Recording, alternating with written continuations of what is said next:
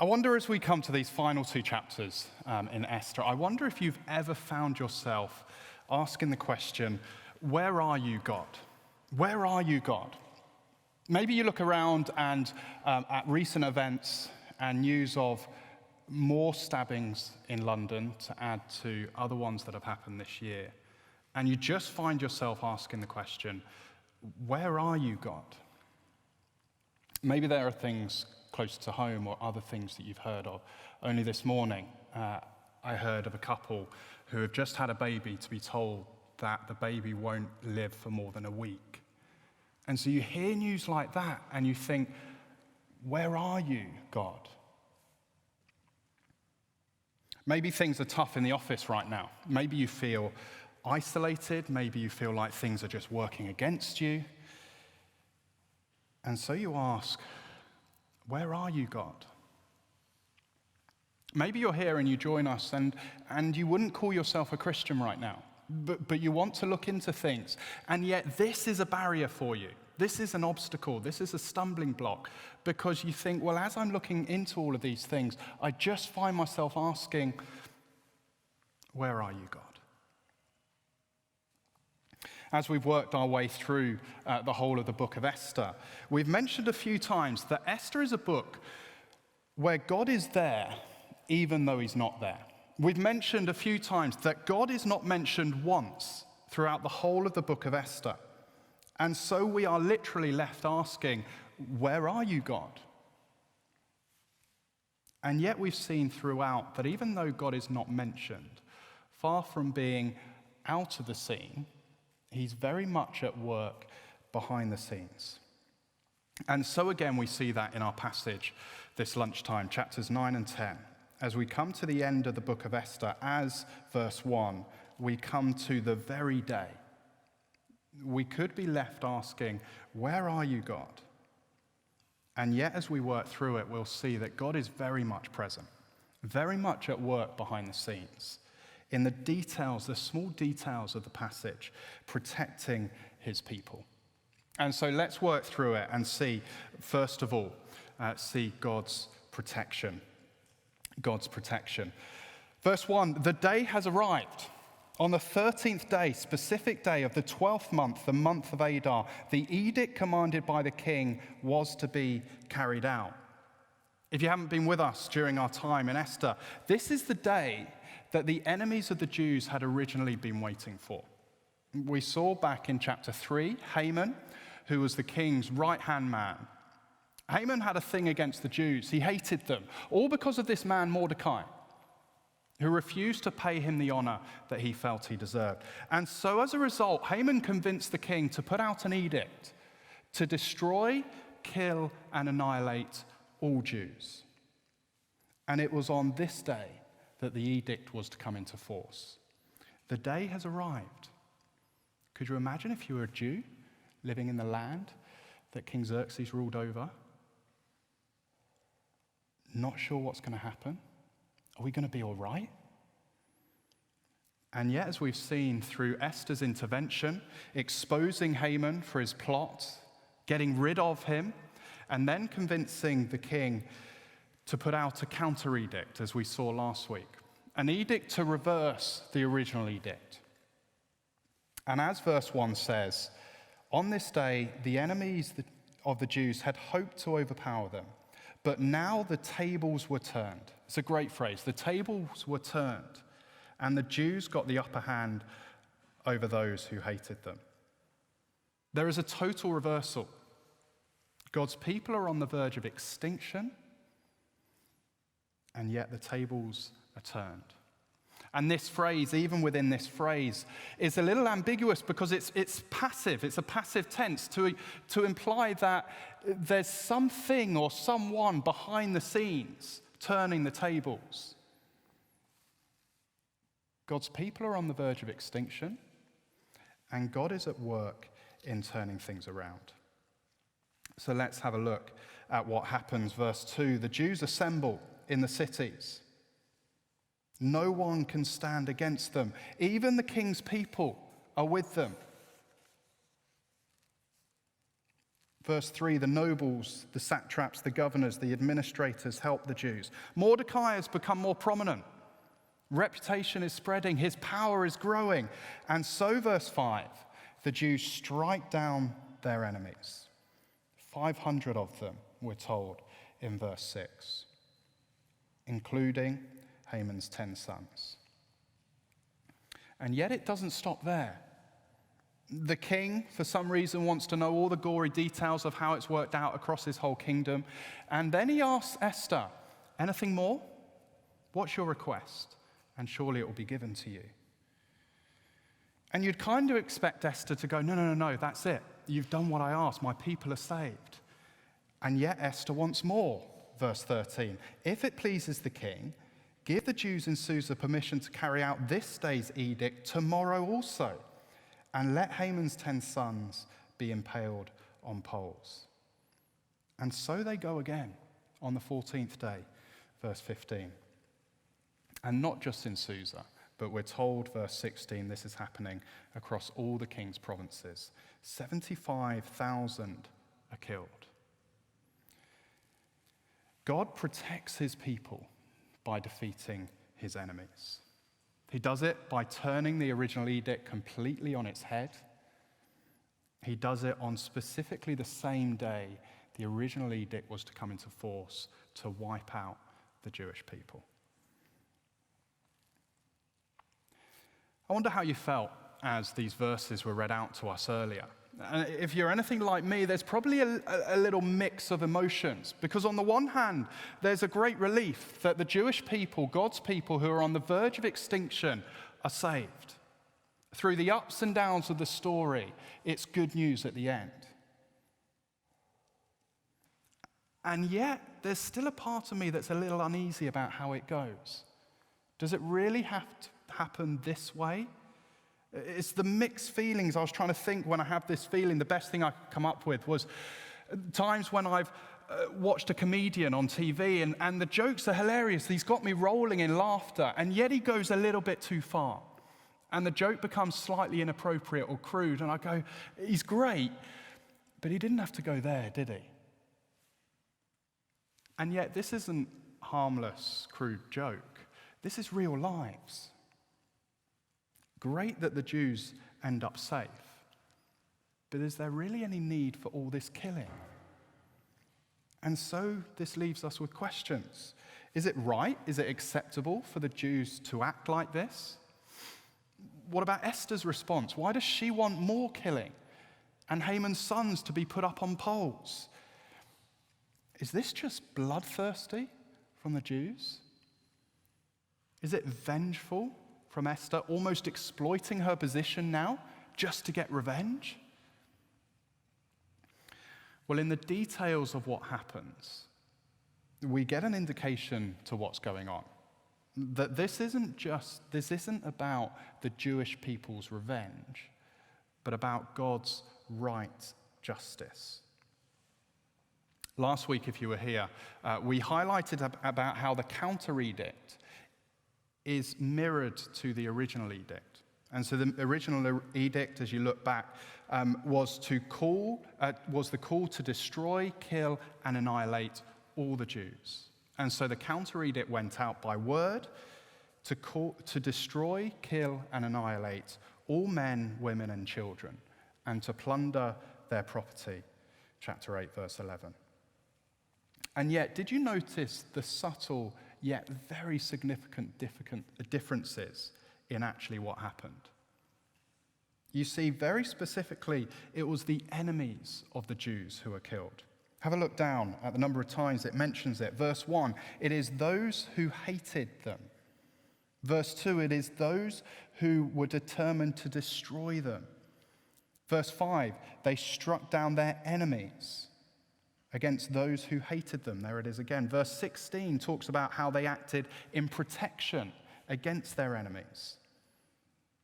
And every time it talks of people being killed, it only speaks of men, not women, not children. The Jews can't kill who they like, but only specifically those who are their enemies, those who attack them. Also, I wonder if you noted, repeated 3 times, verse 10, 15, and 16. 3 times the author is at pains to emphasize that they did not lay hands on the plunder. Something they were entitled to, according to this counter edict, but not if the battle is not theirs. Because the battle isn't theirs, it's God's. You see, previously in the history of God's people, when God calls his people to deal with his enemies, to bring judgment on the people who are against him, the people of God would never take the plunder as their own, because the plunder was not theirs, because it was not their battle. It belonged to God. And so similarly here, the people do not lay a hand on the plunder because it is not their battle. It is God as he deals with his enemies, as we see God's right justice delivered against his enemies. And so then when we get to Esther requesting a second day, rather than it being a kind of bloodthirsty revenge, more likely it is because there are still those out there who are God's enemies, who need dealing with. On the day that God's people were meant to be destroyed, God protects his people by defeating his enemies. Protection is a good thing. We long for it in loads of different ways. We long for a protection against evil or violence, as we talked about in our capital and across the country. We see children being protected by their parents because they can't protect themselves, even in small, seemingly insignificant ways until it becomes significant. We look for protection, insurance cover to protect you when the things go wrong. Protection is a good thing because life has so many uncertainties, and so we look for protection. And so here God protects his people. And God continues to protect and look after his people. It's true for all believers. And so if you sit here trusting in Jesus, calling yourself a Christian, do you know this? Do you trust this? Listen to some of these promises that we hear from God throughout the Bible. I will never leave you. I will never forsake you. Come to me, all you who are weary and burdened. I will give you rest. Surely I am with you always, to the very end of the age. God works for the good of all those who love him. These are wonderful reassurances for the Christian. It doesn't mean that everything will always be good, but it does mean that God will look after and protect his people. I wonder into what situation specifically for you need to hear that today. Maybe you're at a point in life, in your job, where you're just thinking, I've been in this job for ages. I feel like I'm going nowhere, just drifting through. Am I meant to be here? God, what do you want me to do? Where are you? Will we trust that God is at work for our good in all things? Maybe you're exhausted. The demands of work are too much. You're getting in early, you're leaving late, you've got no time for anyone else. You've just about pulled yourself away from the desk to come here this lunchtime. You're hoping that it doesn't go on too long so you can get back to the desk. And you just don't know where your next break is coming from. Will we trust that we can come to him with our burdens and he gives us rest? Maybe you've stuck your neck out in the office in advance of the week on the green next week, and you've taken some flyers and you've put them up, and you've even spoken to a few colleagues and asked them if they'd like to come, and it's not gone too well. Some of them didn't even know you were a Christian. They're like, really? You really believe in that? And you think to yourself, last time I'm ever going to do something like that. Will we trust that as we look to take the good news of Jesus to those who don't believe it, that he will be with you always to the end of the age? Will we trust that God will protect his people? How can we continue to trust in the promises of God? How can we do it? Well, by looking back and remembering and celebrating all that he has done and how he's delivered on his promises in the past. And that's what happens in the second half of the chapter. Esther and Mordecai want to ensure that no one forgets what has happened. No one forgets this momentous occasion. Have a look at verse 20. Mordecai recorded these events, and he sent letters to all the Jews throughout the provinces of King Xerxes, near and far, that they should celebrate annually the 14th and 15th days of Adar. What are they celebrating? Verse 22, the time when the Jews got relief from their enemies, the month when their sorrow was turned to joy and their mourning into a day of celebration. There's the turning tables again, sorrow into joy, mourning into celebration. The Jews remember, and not just remember, oh yeah, that happened, but celebrate. Purim, as it's called, the celebration as the Jewish people remember God's protection and deliverance of his people here. Mordecai writes to ensure that these events will never be forgotten. And so the celebration every year goes, feasting and joy and food and gifts and presents to the poor. And Mordecai ensures that every person is involved. Have a look down at verse 28. Notice the everys. These days should be remembered and observed in every generation, by every family, and in every province, and in every city. These days of Purim should never fail to be celebrated by the Jews. Did you notice when the days of celebration are to happen? Have a flick back just to 17 and 18. The Jews in Susa gather on the 13th, and then they get their extra day on the 14th, and yet it is the 15th that they celebrate. The Jews outside of Susa, across the king's provinces, gather on the 13th, and it is the 14th that they celebrate. Normally, for a past warfare, you celebrate it, the anniversary, on the actual day of battle, and it's true even now. Yet here, the memorial isn't for the day of battle. It's not the battle that they want to celebrate, but they celebrate the day that they have relief from their enemies, the day after battle when they know that they have been delivered and relief is there. Remembering is important. No one likes to forget. I'm yet to meet someone who's thrilled that they're bad at remembering people's names, who walk away from meeting someone for the first time thinking, yes, there's another one I've forgotten. I'm so blessed, so thrilled to be blessed with the gift of forgetting people's names straight away. We want to be better at remembering people's names. We remember dates. I tell you, it's not enjoyable as a kid to go to the dentist on your birthday because your dad can't remember your birthday. It's probably why 20 years on, I still don't want to go to the dentist. We remember dates. Remembering is important. It's important when we come to important events, significant events. We've seen it recently, the D-Day memorials. As we remember the events, we will never forget, is often said. And so that is true here. Mordecai records these events, verse 20. He sends letters to all the Jews, so these events will never be forgotten. And so as Christians, we don't celebrate Purim, but we do have a different feast to celebrate, a different meal that helps us to remember. A day where it seemed like God's enemies were winning. A day where it seemed like God had gone out of the scene. And yet a day where God was totally in control, where the tables were turned.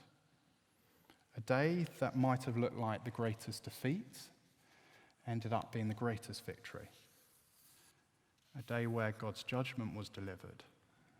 A day where God's justice was seen.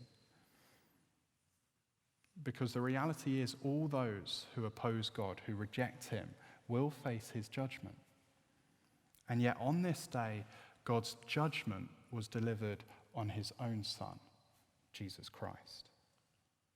And so if we trust and believe in Jesus' death for us, taking the judgment that we deserve, the justice that we deserved, well, through his death, we can know deliverance. And so Christians regularly meet to celebrate and remember. It's not so much a feast like Purim. It's smaller, a little bit of bread, a little bit of wine, but so significant as Christians meet through communion, the Lord's Supper, to look back and remember Jesus' death. And let me challenge you, if you take communion, not just remember, but will we celebrate?